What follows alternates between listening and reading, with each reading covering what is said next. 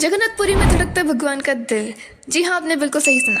जगन्नाथपुरी भगवान विष्णु के अवतार श्री कृष्ण को समर्पित है और कलयुग की शुरुआत में श्री कृष्ण तो अपने धाम चले गए, पर उनका दिल यहीं रह गया, जो जगन्नाथ मंदिर की मूर्ति में स्थापित है और हर बदलती मूर्ति के साथ इसे नई मूर्ति में स्थापित किया जाता है। तो चलिए जानते हैं कुछ ऐसे ही अमेजिंग फैक्ट्स जगन्नाथपुरी के बारे में। जगन्नाथ मंदिर की चोटी के ऊपर का झंडा हवा की उल्टी दिशा में बहता है। अगर हवा नॉर्थ में जाएगी तो ये साउथ की तरफ बहेगा। सुना है कभी या देखा है कभी ऐसा झंडा? मंदिर की चोटी पर एक चक्र स्थित है जिसका नाम नील चक्र है, और कोई भी इसे कहीं से भी देखता है तो उसे ऐसे लगता है कि ये चक्र उसे ही देख रहा है, यानी कि उसका मुंह उसी की तरफ चले जाता है। ये चक्र एक इल्यूजन क्रिएट करता है कि इसे कहीं से भी देखोगे तो ऐसा लगता है इसका जो फेस है वो एकदम आपकी साइड है।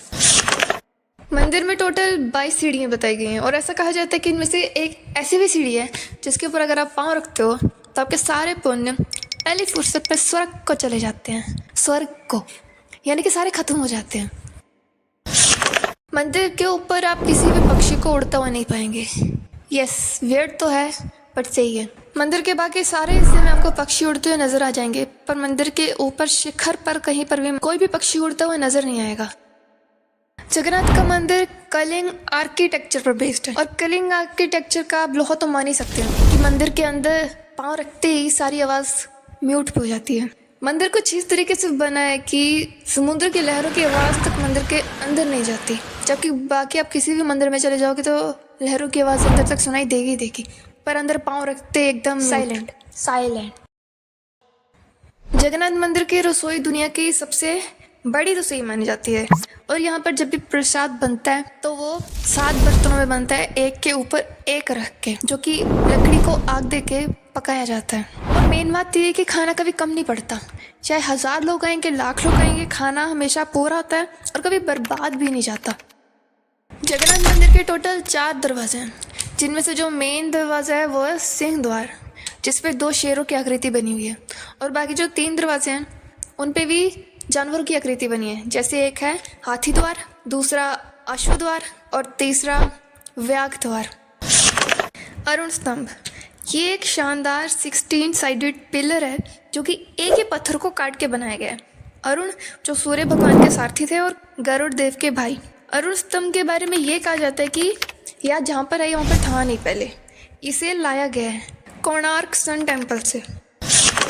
वैसे तो जगन्नाथ मंदिर में और भी छोटे छोटे टेम्पल्स हैं, लगभग 30 छोटे मंदिर।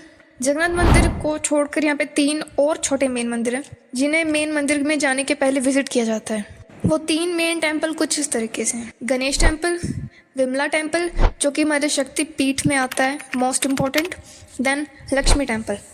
जो श्राइन्स हैं जगन्नाथपुरी में वो गणेश भगवान, शिव जी, सूर्यदेव, सरस्वती माता, भुवनेश्वरी, नरसिम्हा अवतार, राम जी और हनुमान जी को समर्पित हैं। कृष्ण भगवान यूजुअली राधा रानी के साथ मंदिरों में दिखाई देते हैं। उनकी प्रतिमा बेसिकली उन्हीं के साथ हर मंदिर में होती है, पर जगन्नाथपुरी में वो अपने भाई बलराम और अपनी बहन सुभद्रा के साथ दिखाई देते हैं। ये इकलौता मंदिर है जहाँ पर वो अपने भाई और बहन के साथ दिखाई देते हैं। टेम्पल का जो मेन डोम है ना, उसके दिन में भी परछाई नहीं बनती। मेन बात, जगन्नाथ मंदिर पे लगभग 18 बार अटैक हो चुका है। यस, 18 बार जगन्नाथ मंदिर को तोड़ने की कोशिश की गई है, जिसकी वजह से गैर हिंदुओं को मंदिर के अंदर जाना अलाउ नहीं किया जाता और सिर्फ हिंदुओं को ही एंट्री मिलती है। औरंगजेब के कहने पर भी जगन्नाथ मंदिर पे अटैक हुआ था, और तब मूर्तियों के सोने के मुकुट चुरा लिए गए थे, और तब मूर्तियों को बचाने के लिए उन्हें बिमला मंदिर में छुपा दिया गया था।